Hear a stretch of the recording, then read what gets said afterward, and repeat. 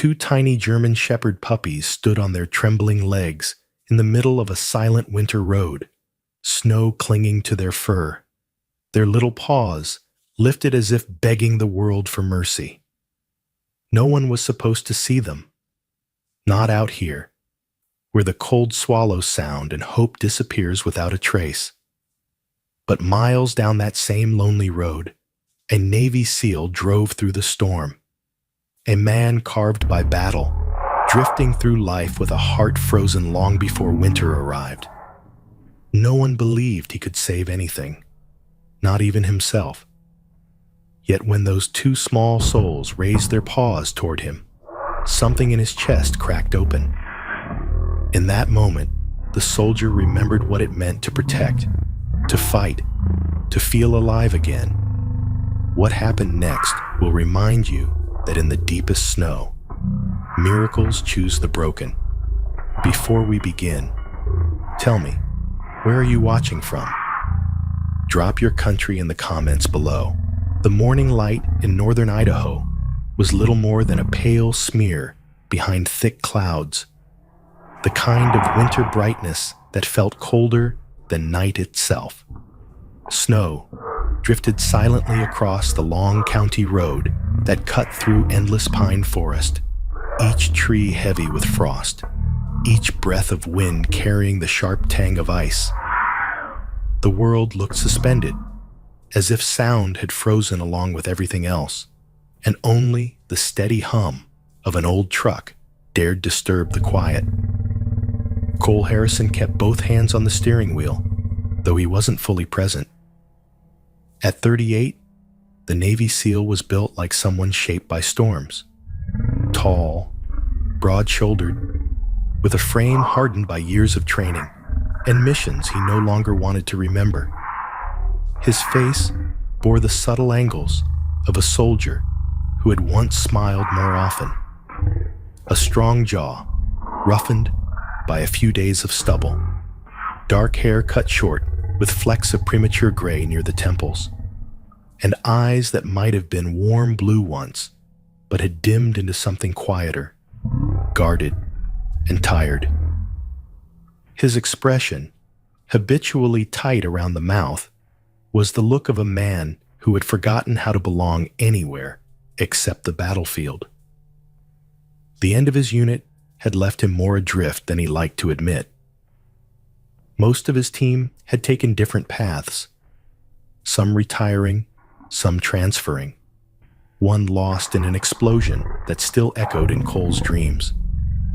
He had been granted temporary leave with a counselor's suggestion to reconnect with home.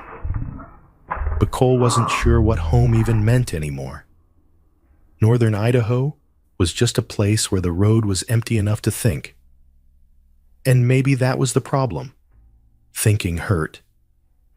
He exhaled slowly, fogging the cold air inside the truck. His knuckles tightened around the steering wheel as another memory rose. A brief vision of fire, a collapsing door, a teammate screaming his name. He blinked it away. Not now. Not here. Just keep driving, he muttered, though no one was around to hear. The truck's tires crunched along the icy road as the forest narrowed, swallowing the world in white silence. Then, as he rounded a slight bend, something small flickered in his peripheral vision. Cole jerked upright. Two shapes stood in the middle of the road. He braked hard, snow spraying forward in a soft explosion as the truck skidded to a stop. His heartbeat hammered once, then stilled. At first, he thought they were shadows, maybe branches fallen from the storm. But then one of them moved, and another. Two tiny puppies, German Shepherds by the look of their coloring, stood trembling on the snow-packed asphalt. Their fur was stiff with frost, clinging in tiny needles around their legs and ears. They were barely 6 or 7 weeks old, still baby-faced with round paws too big for their bodies. But the thing that froze Cole wasn't their size. It was the way they looked at him. They were standing upright, balancing unsteadily on their hind legs, lifting their front paws toward him in a gesture that looked shockingly like a plea. Their amber eyes glimmered with something desperate, something hopeful, as if they understood he was their only chance. Cole swallowed. His first instinct was disbelief. Animals didn't do that. Not naturally. But the longer he stared, the more undeniable it became. They were begging. The taller of the two let out a faint cry, the sound thin and raspy, the noise of a creature so cold and weak it barely remembered how to make noise at all. The smaller one pressed close to its sibling, shivering so violently its ears flickered. Cole felt something shift in his chest, a small but unmistakable crack in a wall he had spent years reinforcing. He stepped out of the truck. The air stung instantly, biting the exposed skin on his face, but the puppies didn't move away. If anything, they tried to get closer, stumbling forward with their tiny paws half numb from the cold. Cole crouched slowly, lowering himself to their eye level. Up close, they looked even smaller, their fragile bodies quivering under the weight of winter. The taller one had a faint scrape along its front leg, old enough to be scabbed, young enough to be painful. The smaller one had snow crusted around its nose, breathing shallow and uneven.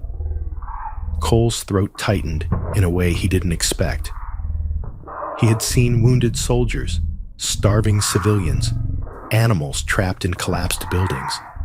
But these two carried none of the defensive wildness he was used to. Their eyes held a different kind of fear, the kind that came from being abandoned, not attacked. "Where did you two come from?" he whispered. Of course they didn't answer, but their gaze locked onto his, steady and pleading. He looked away before he could feel too much. He knew better than to get involved. He was here to decompress, to disappear into silence for a few days. He was not here to rescue anything. He couldn't even rescue himself. Yet as he stood again, the smaller puppy lost its balance and toppled sideways into the snow. It didn't get up. Something inside Cole cracked wider. He knelt and gently picked it up. The puppy whimpered at the warmth of his hands, body curling instinctively into his chest. Cole felt its heartbeat, fast, frantic, but still alive, barely. The other puppy pawed weakly at his boot, as if asking for the same mercy. Cole lifted that one too, tucking both inside his coat. Their tiny bodies pressed against him, shaking, but their breaths gradually steadied as they absorbed his heat. He stared down the empty road. No tracks, no signs of a mother dog, no nearby houses. Whoever left them had done it intentionally. His jaw tightened. Monsters came in many forms. He walked back to the truck and opened the door. Snow swirled around him, stinging his face. But for the first time in months, he didn't feel numb. Something was happening. Something small, fragile, but undeniable. Two tiny souls had chosen him. And he wasn't sure why, but he couldn't walk away now. He cleared his throat, voice unexpectedly soft as he eased the puppies onto the passenger seat and pulled his coat around them. "All right," he murmured, barely above a whisper. "Get in with me." The puppies lifted their heads, pressing together, small tails twitching with the faintest spark of hope. Hope he couldn't turn away from. They climbed toward him, clumsy and determined, their paws hooking onto the edge of the seat as though they understood this was their chance to live. He shut the door gently behind them as the winter swallowed the world once more. And for the first time in a long time, the cold didn't feel quite as heavy. The snow had grown heavier by the time Cole reached the outskirts of the nearest town. the flakes drifting sideways as if reluctant to fall. The two puppies lay bundled inside his old military blanket on the passenger seat, their tiny bodies tucked so tightly against each other that they looked like one trembling bundle of fur. Every few miles, he would glance over, half afraid they would stop moving. But each time, one of them would lift a paw or nuzzle deeper into the blanket's folds, as if reassuring him they were still fighting. The town of Willow Bend was small, no more than a few intersecting streets lined with wooden storefronts and faded signs. Early light filtered through the snow, casting everything in a muted glow. Cole parked in front of a narrow brick building with a hand-painted sign that read, "Whitmore Veterinary Clinic, since 1975. He hesitated only a moment before lifting the puppies into his arms, blanket and all. The warmth of them seeped into his chest, soft but urgent, like two small heartbeats begging him not to let go. The bell above the clinic door jingled as he stepped inside. A pleasant mix of antiseptic and cedarwood filled the air. The lobby was tidy, with framed photos of dogs and cats lining the pale blue walls. Behind the counter stood a woman with silver hair pinned into a gentle bun. She wore a thick maroon sweater and wire-framed glasses that rested low on her nose. Her skin was soft with age, but her eyes, light hazel and warm, caught every detail with surprising alertness. This was Dr. Nora Whitmore, 70 years old, petite but sturdy. The kind of woman who carried herself like someone who had weathered many storms and learned to stand through all of them. She looked up with a smile, the corners of her eyes wrinkling.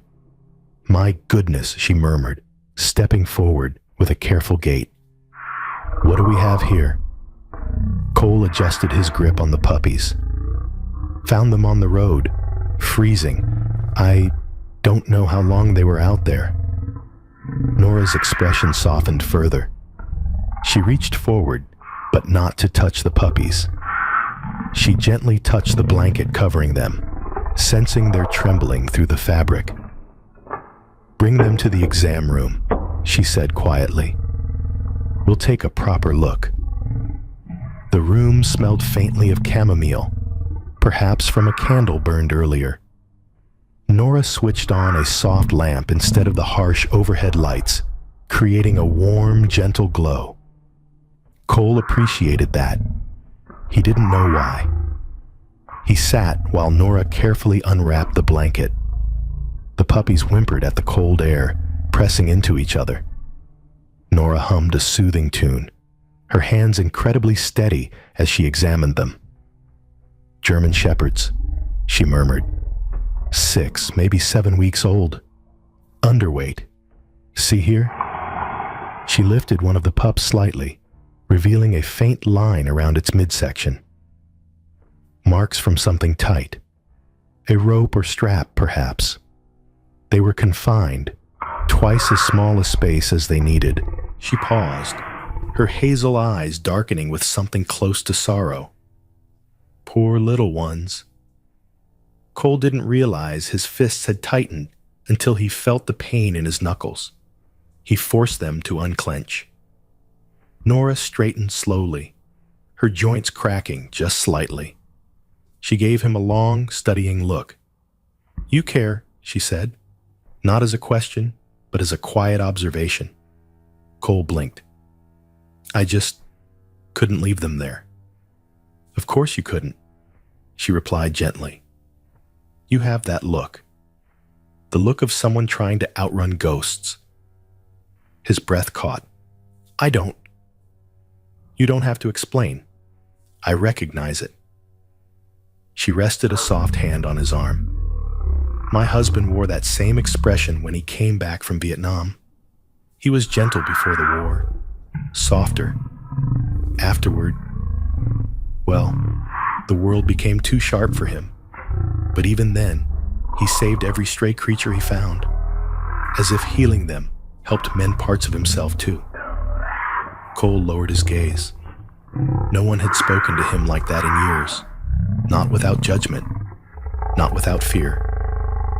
Nora continued treating the puppies, checking their temperature, feeding them warm formula from a small bottle, massaging their stiff paws. Her movements were careful, filled with practiced love. Cole found himself watching her, unexpectedly comforted by the quiet steadiness of her presence. When the smaller puppy finished drinking, it crawled into Cole's lap on clumsy paws. The other followed, curling into the crook of his arm like it belonged there. Nora smiled softly. "They've chosen you." "I'm not..." Cole swallowed. "I'm not exactly in a place to take care of anything right now." Nora tilted her head thoughtfully. "Sometimes, young man, the very moment you think you can't care for something is exactly when you're meant to. Life rarely asks permission before sending purpose your way." The words struck deeper than he expected. Before he could respond, the clinic door chimed again. A middle-aged man in work overalls stepped inside holding a cat carrier.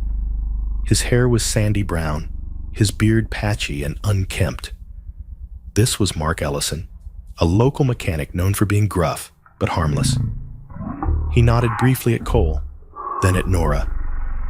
"Morning, Doc," he said in a low voice. "The old tabby's coughing again." Nora gave a warm, patient smile.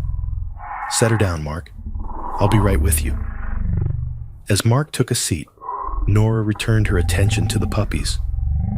Their recovery will take a bit of time, maybe a few days of warmth, hydration, proper food. They'll need someone patient, gentle. Her eyes searched his face, lingering on the slight tremor in his jaw, the tension in his shoulders. "Are you gentle, Cole?" He let out a breath he didn't know he was holding. "I used to be." "Then you still can be." She placed the blanket back into his arms, and the puppies nuzzled into it instantly. "Take them home for now. Keep them warm. Stay with them tonight if you can. They'll feel safer." Cole stood slowly, the weight of the puppies strangely grounding. He felt their tiny hearts beating through the fabric, uneven, fragile, but alive. As he carried them toward the door, Nora called softly behind him. "When animals look at you with trust, don't ignore it. They only give it when they see something good." He paused, unsure how to answer.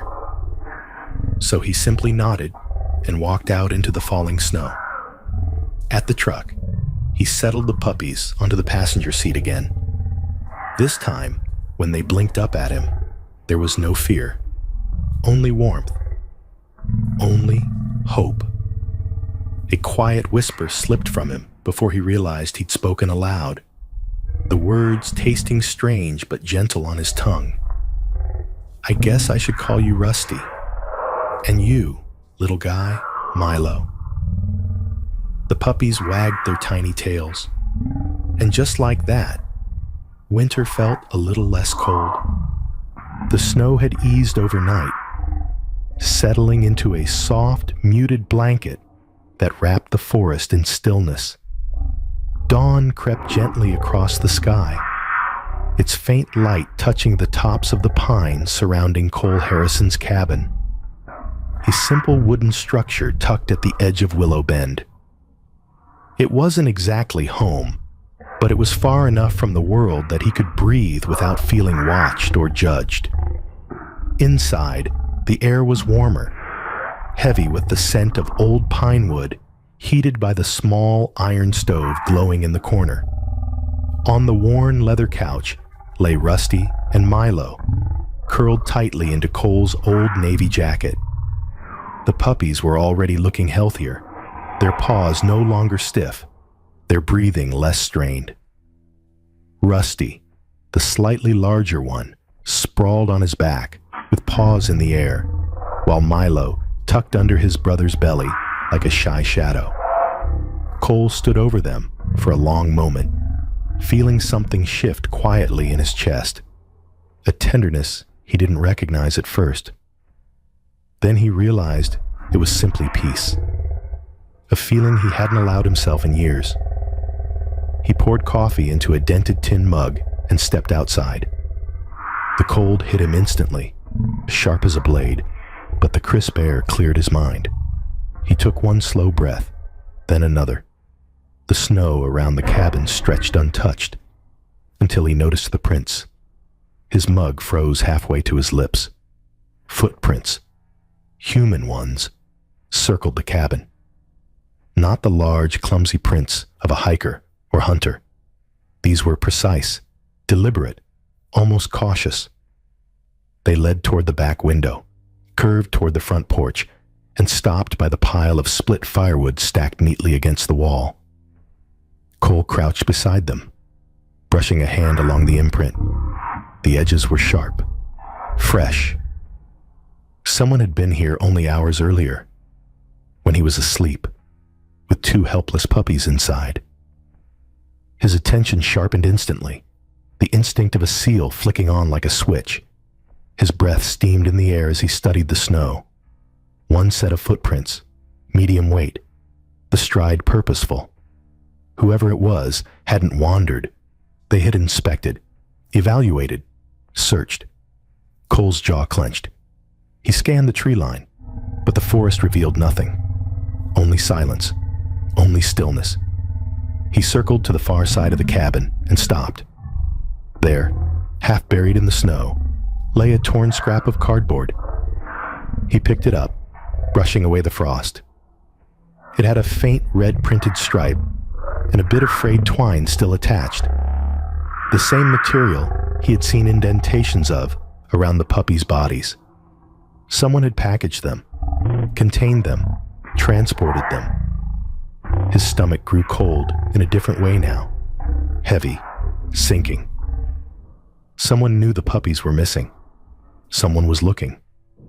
He went back inside, locking the door out of reflex. Rusty lifted his head groggily, ears twitching.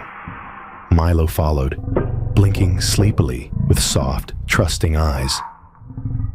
"It's all right," Cole whispered, though he wasn't sure if he believed it. The puppies stretched, then toddled toward him, tails wagging clumsily. He sat on the floor as they climbed into his lap. Their warmth grounded him, but the weight of responsibility settled heavily over his shoulders. He couldn't ignore the tracks. Someone had come for them, and whoever that was, he doubted they intended kindness. The phone on the counter buzzed, startling him from his thoughts. It was a call from the vet clinic. Nora Whitmore's calm, steady voice filled the room. "Cole? I just wanted to check on the little ones. How are they doing this morning?" "Better," he said. "Resting, eating. Their breathing is steady." "Good," she replied warmly. "They'll recover faster with warmth and affection." He hesitated. "Nora, can I ask you something?" She heard the tension in his voice immediately. "Of course. What's wrong?" Cole swallowed, staring at the torn cardboard scrap still in his hand. "Did you mean what you said yesterday about the dogs that went missing?" There was a pause, a quiet breath, as though she were choosing her words. "Yes," Nora said softly. "I wish I could say it was just rumors, but more than a few families have lost pets recently. Dogs, mostly young ones, sometimes litters. They vanish overnight, and no one ever sees them again." Cole's grip on the phone tightened. "Why hasn't anyone reported it?" "Some did," Nora answered, a hint of sadness in her voice. "But Willow Bend is small. And the people who do this, they're good at avoiding questions. The sheriff thinks they may be transporting the animals out of state, selling them under the table." She paused, lowering her voice. "Be careful, Cole. Men like that don't stop easily." He ended the call with a quiet, "Thank you," though dread lingered long afterward. He stared out the window at the forest. The tracks were already disappearing under fresh snow, but the memory of them stayed sharp. Inside the cabin, Milo dragged the sleeve of Cole's jacket with his tiny teeth, tugging playfully. Rusty stumbled after him, bumping into a wooden leg of the table with a soft grunt. Their innocence, so fragile, so undeserved, hit him with unexpected force. They trusted him. After everything they had endured, they still believed the world might show kindness. Cole wasn't sure he deserved that faith, but he knew he wouldn't betray it. Not now. Not ever. He lifted the puppies into his arms and walked toward the window. Snow fell softly, the sky a pale wash of gray. The world looked deceptively quiet. Milo curled against his chest, warm and small. Rusty nuzzled at his chin. "Someone's looking for you too," Cole murmured. "But they won't get you. Not if I can help it." The truth settled inside him like a stone. He had spent years following orders, rescuing strangers, charging into danger without blinking. But this felt different, personal. He wasn't fighting because someone told him to. He was fighting because something inside him had shifted the moment those puppies lifted their paws toward him on that frozen road. He stood at the window long after the puppies fell asleep in his arms. Snow drifted across the footprints until they vanished from sight. But the message remained clear. Someone had been here. Someone would come back. Cole exhaled slowly, a promise forming silently in the warm cabin air. "Whoever you are," he whispered, "you're not getting them. Not while I'm breathing." And with that vow, quiet, fierce, unshakable, the chapter closed, not with fear, but with resolve. The snow had thinned into a fine drifting powder by midday, settling gently over Willow Bend like a veil of white breath. Cole Harrison drove slowly along Pine Ridge Road, a narrow route lined with tall ponderosa pines whose branches sagged under the winter weight. Rusty and Milo slept bundled in the passenger seat beneath his old military jacket, their tiny chests rising and falling in soft, steady rhythms. The cabin had been warm enough for them to rest comfortably, but Cole needed supplies. Proper puppy food, blankets, disinfectant, anything Nora might recommend later. The last thing he wanted was to take chances with their health. As he approached town limits, he spotted a small grocery store with an aging green sign, Carter's Market, since 1969. It looked like many small-town businesses, weathered, beloved, stubborn enough to survive time. Cole parked, checked on the pups once more, and stepped inside. A warm bell chimed overhead. The air inside was toasty, scented faintly of cinnamon and cedarwood. Wooden shelves displayed canned goods and hand-labeled jars of preserves. Behind the counter stood Ruth Carter, the store's owner. Ruth was a woman of 68, tall and slightly stooped, her frame lean from years of work. Her silver hair was pulled back loosely, spiraling down her shoulders in gentle, frizzy waves. She wore a knitted forest green sweater, and round glasses perched low on her nose. Her face was deeply lined, but the softness in her gray-blue eyes revealed a kindness untouched by age. She lifted her gaze as Cole approached. "New face," she said, her voice warm but edged with the firmness of someone accustomed to truth. "Haven't seen you around town." Cole offered a polite nod. "Just passing through, staying near the ridge for a bit." Ruth studied him for a beat longer. His posture, his cautious tone, the way his eyes flickered toward the door as though checking for shadows. "You look like someone who's been through a lot of bits," she murmured. Cole blinked. Is that a problem? Not unless you make it one, she replied with a faint smile. What can I help you find today? He picked up a few cans of puppy formula, soft fleece blankets, and a bag of kibble small enough for young dogs. Ruth raised an eyebrow as she scanned the items. Not the kind of supplies most travelers pick up. Cole hesitated. He didn't want attention, not in a place where strangers stood out.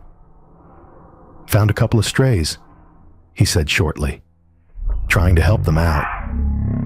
Something in Ruth's expression shifted. Her lips softened, but her eyes darkened with concern. Strays, you say? Cole nodded. On the road near the ridge. Her breath hitched, barely noticeable unless one was paying attention. Young? 6 or 7 weeks old. Ruth set down the blanket very slowly, almost carefully, as though sudden motion might break something fragile in the air. Be careful with that, she whispered. This town hasn't been safe for animals lately. He had expected caution, maybe even surprise, but not fear. What do you mean? Ruth exhaled. Her shoulders sagged slightly as she leaned on the counter. My son was a police officer, she began. A good man, strong morals. Thought he could clean up this place when he returned home after the academy. She paused, glancing at the photo frame by the register. A young man with sandy hair and a wide smile, dressed in uniform. He noticed patterns, missing pets, suspicious vehicles, strangers passing through at night. He looked deeper than he should have. Her voice broke faintly. He didn't survive that choice. Cole felt something cold coil in his stomach. Ruth steadied herself. If you found puppies, someone might come looking for them. And trust me, these aren't the kind of people you want to meet on the road. Cole nodded slowly, absorbing her words like a weight settling across his shoulders. He paid for his supplies and gave Ruth a faint, respectful bow of his head. Thank you, he murmured, for the warning. Be safe, she replied softly, and watch your back. He stepped out into the cold, the bell chiming one last time. The sky had darkened, clouds settling low as if hiding something. Cole loaded the supplies into the truck, closing the door gently to avoid waking the pups. As he rounded the vehicle, something made him stop. A black pickup truck idled across the lot, its engine low and steady. The paint was dull, streaked with dried mud. The driver's window rolled down. A man leaned out. The driver was in his mid-40s, tall and thick-set, with a square-shaped face and a short, coarse beard peppered with gray. His skin was weathered, sun-darkened. His nose had a slight crook, likely broken long ago. His eyes, sharp, narrow, colorless, held the coldness of someone used to getting answers one way or another. He gave Cole a slow, deliberate smile. Afternoon. Cole didn't return it. Can I help you? Maybe, the man drawled, resting one thick arm out the window. His knuckles were scarred, the kind that spoke to years of brawls rather than accidents. Say, you wouldn't have seen a couple of German Shepherd pups around, would you? Black and tan, little things, real cute. Cole kept his expression neutral, though his pulse tightened beneath the calm. Can't say I have. The man's gaze shifted subtly to the passenger seat, where the jacket lay just slightly askew. Not enough to reveal the puppies beneath, but enough to make Cole's muscles tense. Shame, he said slowly, the word lingering like smoke. Been looking for them. Lost them on the road. Damn shame for little pups to freeze out here. His voice was smooth, but the edge beneath it was sharp. Too sharp, like a blade hidden under cloth. If you see them, the man continued, you let me know. Cole nodded once, Sure, the man smirked, though it never reached his eyes. Good. I'll be around. The truck rolled forward a few feet, then stopped. The man twisted in his seat, watching Cole with a predator's stillness. Cole met the gaze without flinching. Snow drifted silently between them, but the weight of the moment pressed like a hand to the chest. Eventually, the man drove off, turning down the road toward the ridge. Cole exhaled once, slow and controlled, then climbed into his truck. He glanced at Rusty and Milo, their small bodies rising and falling beneath the blanket. He started the engine. Before pulling out, he caught movement in the side mirror. The black truck sat at the far end of the lot, engine running, the driver watching him with unmistakable suspicion. Cole tightened his grip on the wheel. He didn't know who that man was, but he knew one thing for certain.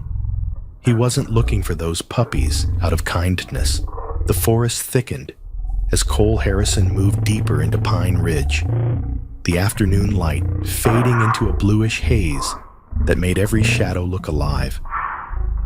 Snow muffled his footsteps, turning the world silent except for the steady rasp of his breath. He had left Rusty and Milo safely hidden inside the cabin with the wood stove burning at full strength. And though he trusted the sturdy lock on the door, a restless worry tugged at him with every step. The stranger's cold stare from earlier still lingered like a weight on his skin. Something about that man, his eyes, his tone, the way he scanned Cole's truck, had convinced him that the pups were in real danger. Following the faint tire impressions leading deeper into the woods, Cole found a narrow service road, partially buried beneath snow. The tracks were old, but not ancient, within a day or two. He followed them until the trees opened into a clearing where a low wooden structure sat hunched under the weight of winter. A barn, or what used to be one. The wood siding was faded gray, warped by rain and cold, the windows boarded, the roof sagging with frost. A rusted chain hung from the main door, but it was unlatched. Someone had been inside recently. Cole approached with the silent caution of habit, the instinctive movements of a Navy SEAL who had spent too many nights clearing buildings in countries no map bothered to label. He nudged the door open. It groaned, long and low, as if protesting his presence. A mix of smells drifted out, stale grain, damp straw, and the unmistakable scent of something metallic, like old cages. He stepped inside. The dim interior revealed rows of empty wire kennels lining the walls, some crushed or bent, others still intact with locks dangling open. Torn pieces of cardboard littered the floor. A metal feeding bowl lay overturned near the center. The place was cold, inhospitable, not meant for shelter, only for holding. His eyes adjusted as he moved deeper. In a far corner, a wooden board hung crooked on the wall. Nails held it in place, though one corner sagged. Letters and numbers were scrawled across the surface in black marker, some smeared but still legible. P14, male, 7 weeks. P15, male, 7 weeks. Batch 4B, transport pending. The words hit him like a blow. Rusty and Milo, reduced not to names, not to beings with warmth and fear and hope, but to coded entries in a ledger of exploitation. His jaw tightened until pain crept along his teeth. He reached out, fingers brushing the cold wood. The handwriting was swift, utilitarian, without hesitation. Someone who did this regularly. Someone who felt nothing. A faint metallic clink echoed behind him. Cole spun, instincts sharpening, body lowering into a defensive stance. But it was only the wind, pushing against the loose chain on the door. Still, His muscles took a long moment to unwind. He moved through each corner of the barn, checking for signs of recent occupation. There was evidence: boot prints, hardened in mud near the wall, a cigarette butt crushed beside the door, and a stained piece of tarp that looked recently moved. He crouched to examine it, noticing a small emblem sewn into the corner, a stylized eagle in faded red thread. Not military issue, not law enforcement, something amateur, something improvised, likely the mark of a trafficking ring branding their equipment. He folded the tarp and tucked it inside his coat. Evidence, proof, something to help him understand what he was up against. Footsteps crunched outside, heavy ones. Cole tensed again, not from fear, but readiness. However, the cadence was wrong. Too slow, too uneven. The barn door creaked as someone pushed it open. A familiar voice called gently through the dim. "Cole, you in here?" He exhaled, lowering his guard. Ruth Carter stepped inside, wrapped tightly in a thick brown winter coat, her silver hair tucked beneath a knitted beanie. Her cheeks were flushed from the cold, and her breath puffed like small clouds in the frigid air. Behind her walked a man in his early 70s, Howard Bennett, a retired forest ranger whom the town often referred to as Old Bennett. Howard was tall but thin, his posture slightly stooped. A neatly trimmed gray beard covered his jaw, giving him an air of quiet dignity. His hazel eyes were observant, always moving, shaped by decades spent tracking wildlife across difficult terrain. Cole had never spoken to him before, but he recognized the look of a man who missed nothing. "We saw your tracks," Ruth said softly, her breath shaky. "I had a bad feeling you might come here alone." Cole stood slowly. "I didn't want to drag anyone else into this." Ruth's expression tightened. "My son came here once, following a lead." She looked around the barn, her gaze lingering on the empty kennels. This was the last place he was seen alive. The air thickened with her grief. Cole bowed his head in respect. "I'm sorry," he murmured. She offered a faint, trembling smile. "I never asked for justice, but I always hoped someone braver than me might look." Howard stepped forward, his voice steady but low. "I've been watching this area for months. Hunters reported strange lights, unmarked trucks at night." He knelt near one of the kennels, tapping the metal lightly with a gloved hand. "This isn't random, it's organized." Cole showed him the wooden board with the codes. Howard's face darkened. "P-ups," he said quietly. "P14, P15, they use numbers to avoid attachment." "Rusty and Milo," Cole said firmly, "not numbers." Ruth placed a gentle hand on his shoulder. "You saved them. But whoever took them before, those men won't just stop." Cole stared at the board again, the weight of realization grounding him. These weren't isolated animals. There were others, maybe dozens. And Rusty and Milo had escaped only by miracle. A miracle someone out there would not tolerate. He stepped toward the open doorway, snow drifting in like scattered feathers. "No one is taking them," he said quietly. "Not while I'm here." Ruth exhaled shakily, relief and sorrow blending in her expression. Howard nodded solemnly. Outside, the wind picked up, rattling the barn walls. Cole tightened his coat around him, determination settling like armor. He would fight for Rusty and Milo with everything he had left. Not because he owed it, but because he chose it. Because for the first time since leaving the SEALs, he had something worth protecting. And no one, no stranger, no trafficker, no ghost of the past was going to take it away.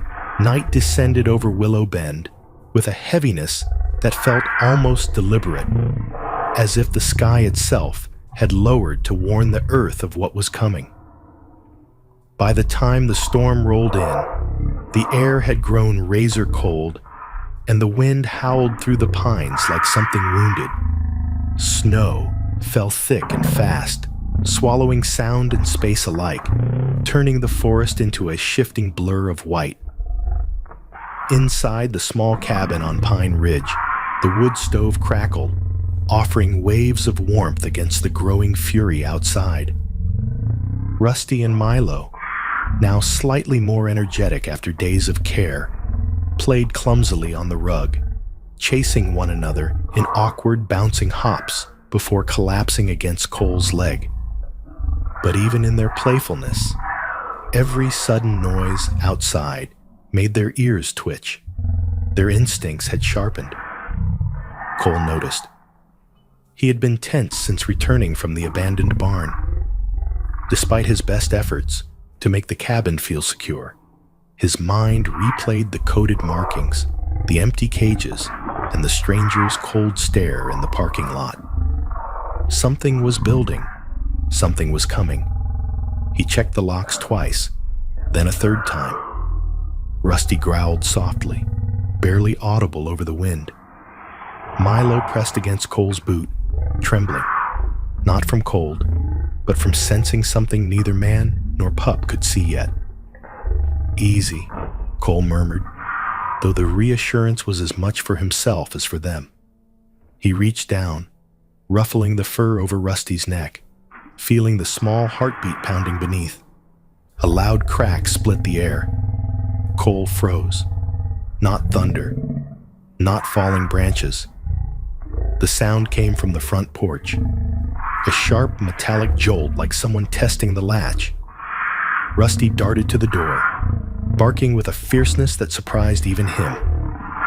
Milo followed, smaller but equally determined, his fur standing stiff in bristling fear. Cole's pulse steadied, slowing the way it always had on missions. His thoughts cleared into crisp, narrow lines of focus. He moved forward silently and snuffed out the lantern, plunging the cabin into a dim glow, lit only by the burning stove. The wind howled again, but beneath it, he heard them. Footsteps, muted, deliberate, more than one. Figures moved outside, their shadows stretching across the snow-covered porch as the storm's swirling light distorted their shapes. Someone pressed against the doorframe. The hinges groaned under the pressure. A second impact rattled the windows. Rusty's barking grew sharper, angrier, no longer the sound of a frightened pup, but of a creature willing to defend its last hope.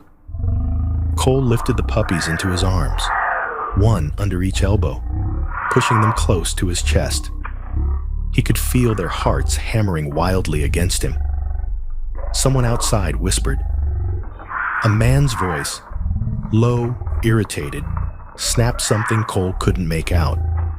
A second voice responded, deeper and edged with impatience. Cole knew that tone. It was the tone of men used to taking what they wanted. Then came the final confirmation. Metal scraping, the lock. They were trying to break in. Cole moved with quick, trained precision, crossing to the back of the cabin where a small storage room opened to the rear woods. Snow gusted inside as he opened the door, the cold slapping against his face, but the forest behind him was dark and dense, an instant cover. This was his domain. He could move through it unseen, but someone else had noticed the danger too. Far down the road, a pair of headlights appeared through the storm, swaying with urgency. The vehicle skidded to a halt near the front of the cabin. Then a voice cracked through the blizzard. Nora's voice.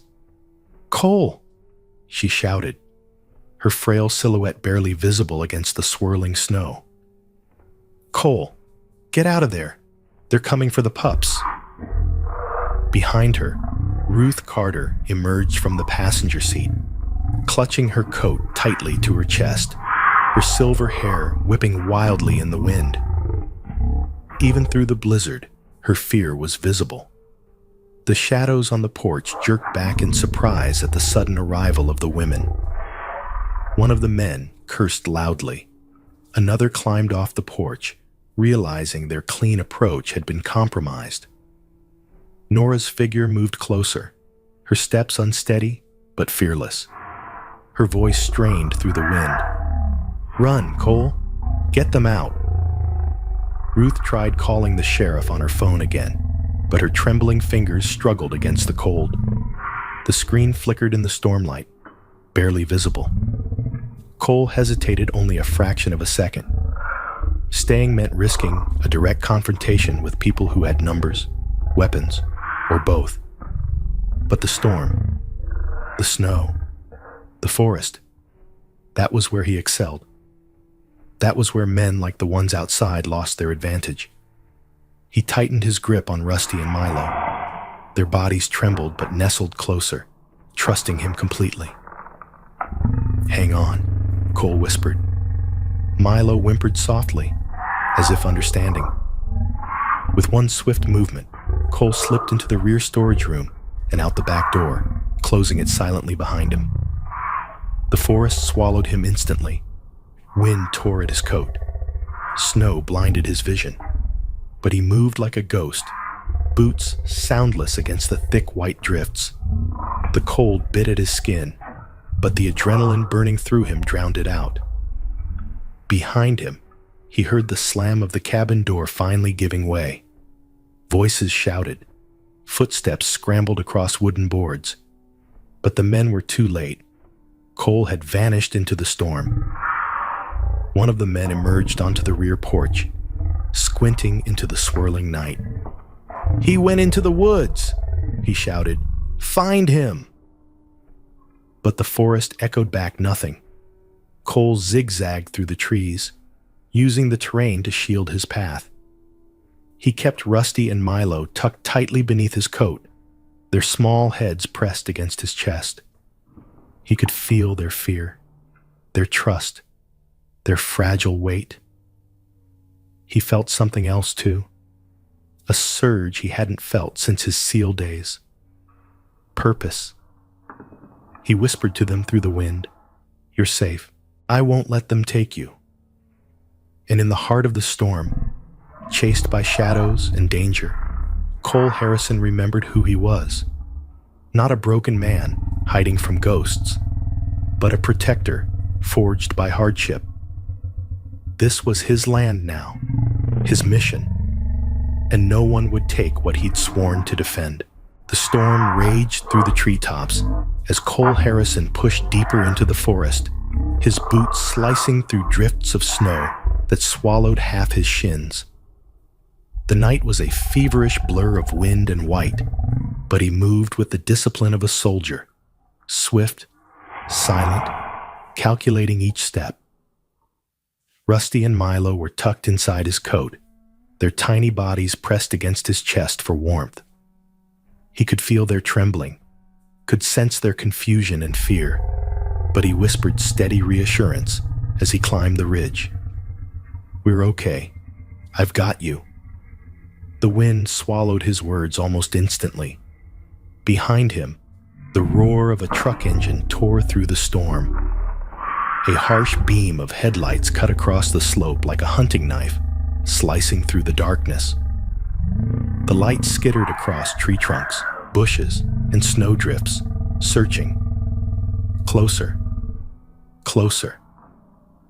Cole changed direction, veering toward Dragonfly Hill, a steep, uneven rise of rock and frozen shrubs that only seasoned hikers used, and even then, rarely at night.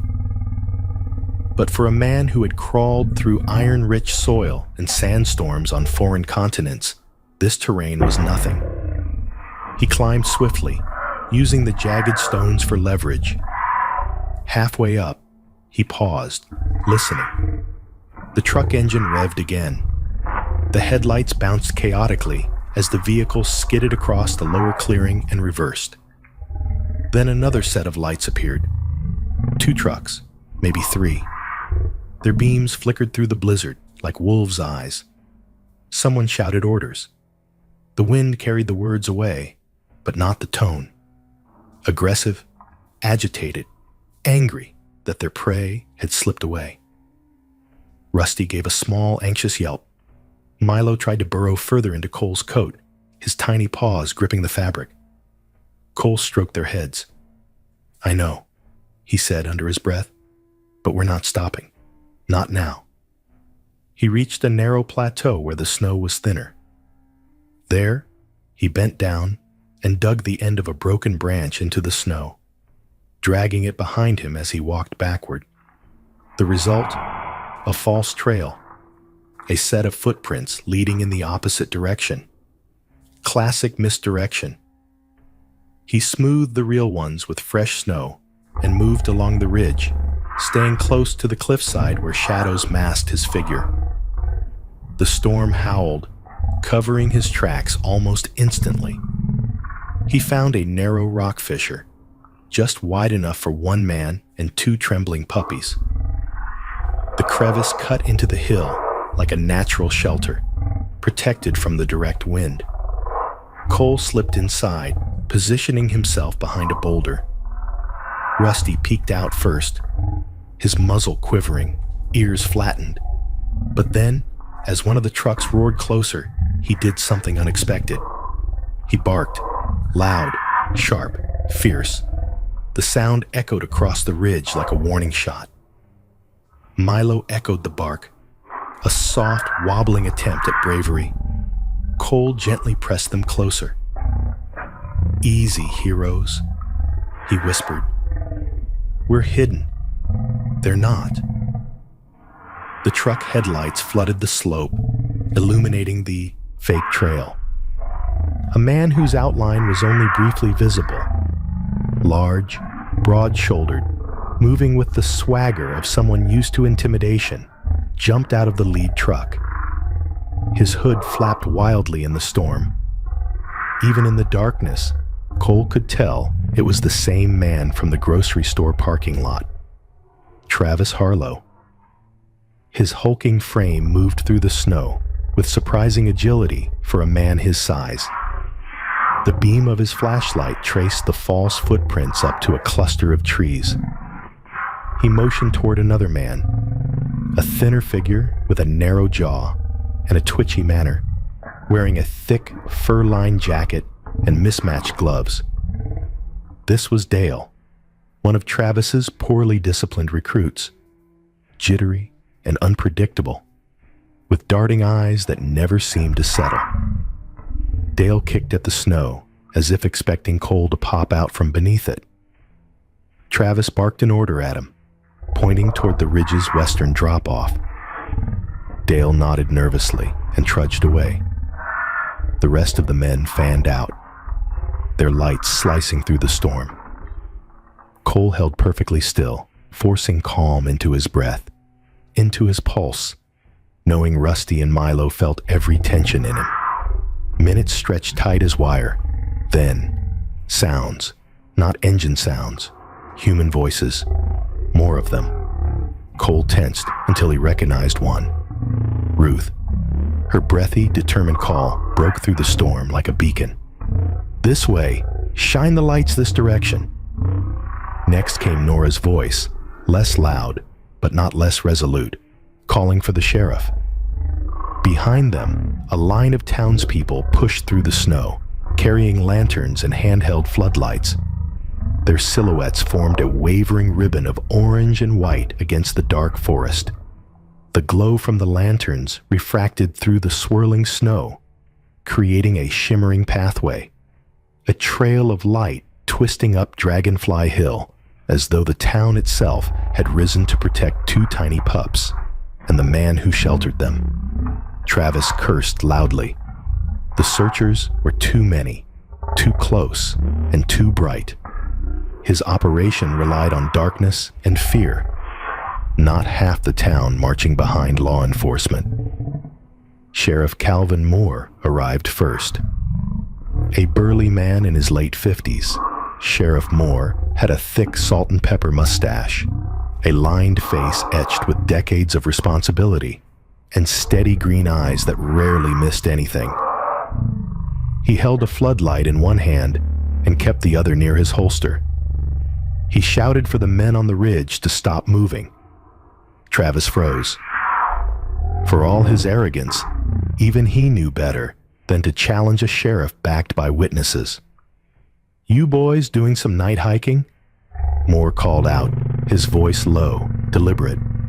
"Or are you trespassing on private land again?"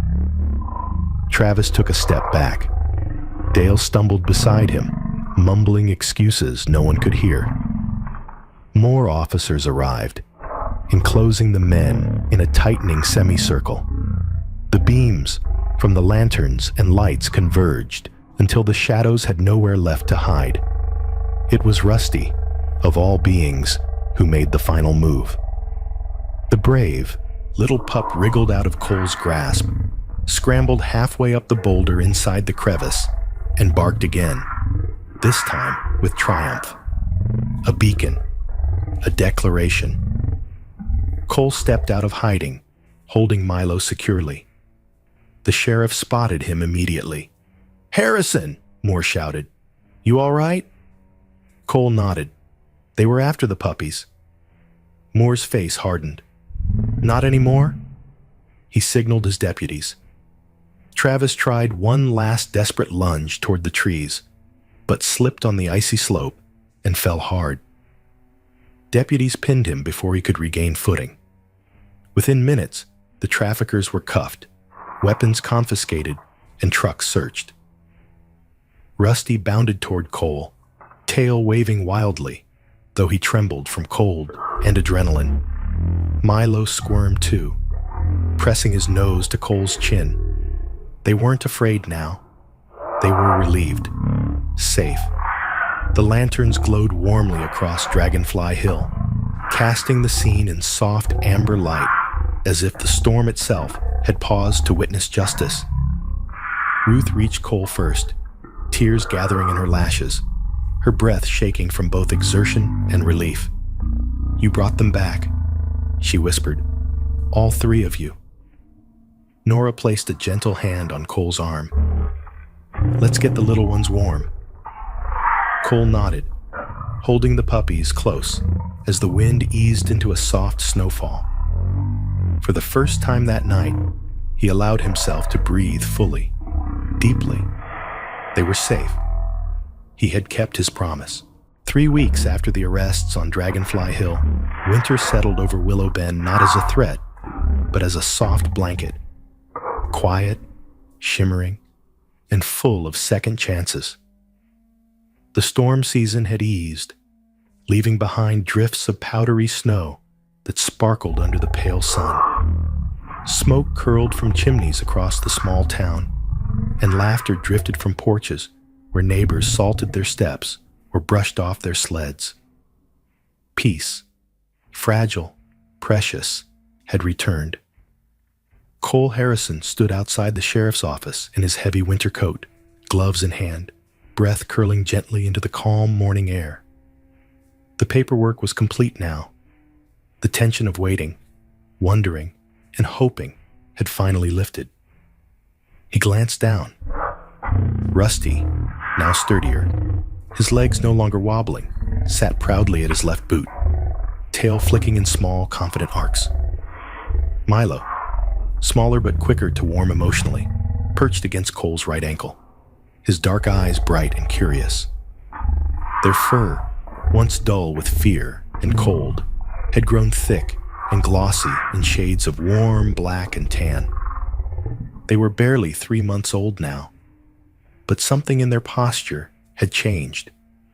They stood with an unspoken trust, as if they understood that no darkness chased them anymore. Sheriff Calvin Moore exited the building with a rustle of paper. He nodded to Cole, his lined face softer than usual beneath his gray mustache. "Well," Moore said, handing him the final form, "it's official. They're yours." Cole accepted the document, though he barely looked at it. His gaze was on the pups.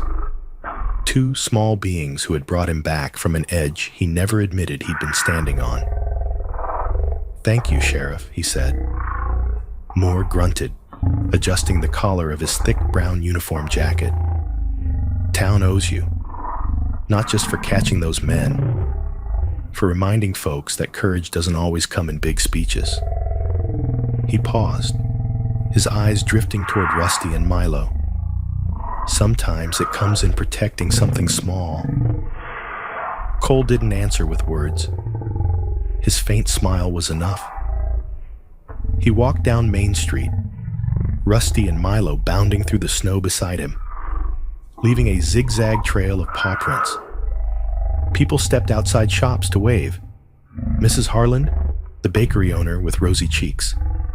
Jonas, the elderly postman with shaky hands. Claire Riley, the tall, freckled woman who ran the town's hardware store. Some had worried for him the night of the storm.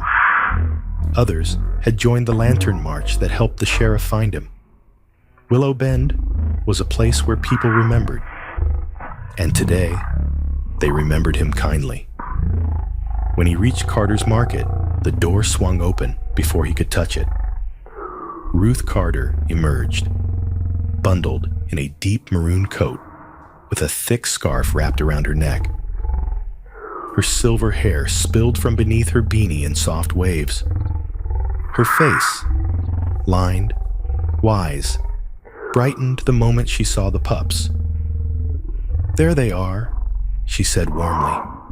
"Our little heroes." Milo trotted to her, first, tail wagging.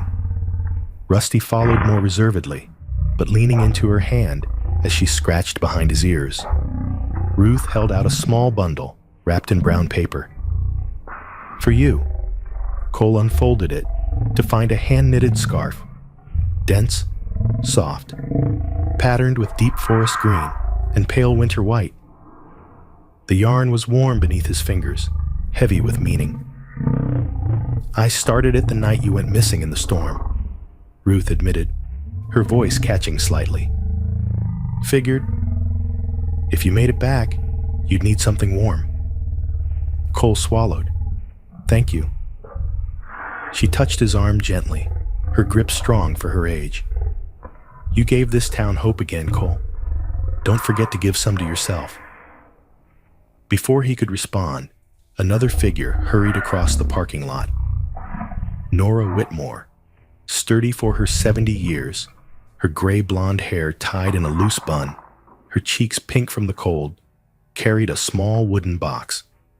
She wore a thick knitted sweater under her long navy coat, the kind of clothes that belonged to someone who had spent decades caring for animals in all weather.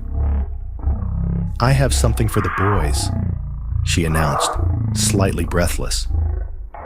"And no, you don't get to argue." She opened the box.